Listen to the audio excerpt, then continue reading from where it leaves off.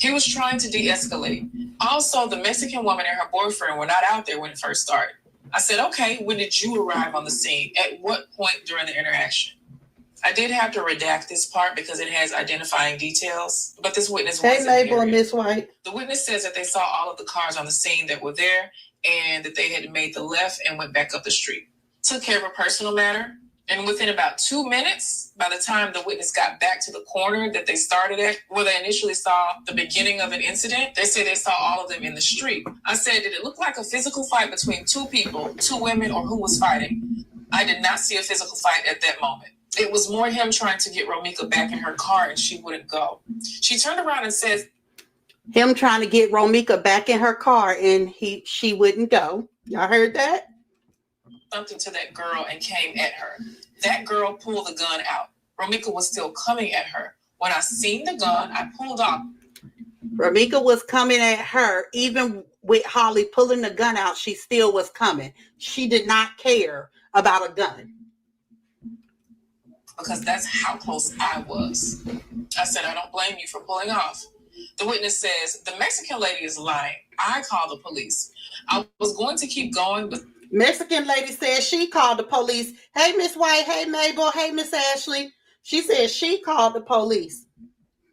Something told me to go back because I wanted to tell them it's not like that.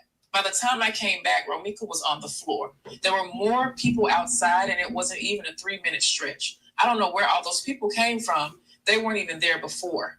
I said, well, they probably heard or saw an altercation and came back around. Then the witness says, the Mexican woman says in the video that she got off the 21 bus. There is a bus stop closer there, but it's on the other corner. And I know people are saying that those two people set Romika up, but that's not what it looked like at all. I said, that's not what you witnessed.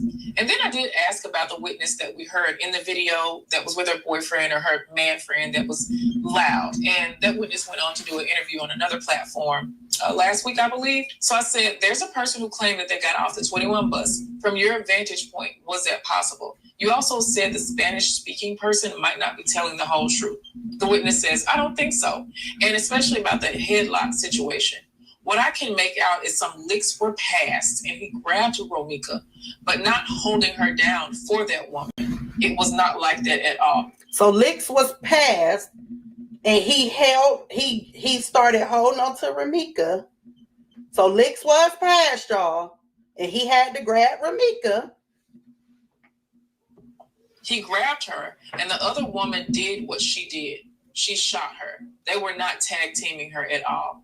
I kept seeing him trying to push Romika to get back in her car. He said, get the F back in your car. She would wiggle away from him and then charge at the other woman again.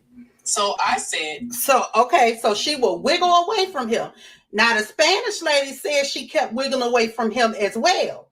So if a person is coming at you, ready to charge at you, what are you going to do to defend yourself? Nobody, exactly, Miss White. Nobody talks about this witness statement because it's not in honor of Romika. That's why it's not talked about. They weren't jumping her. Who appeared to be the most aggressive person on the scene?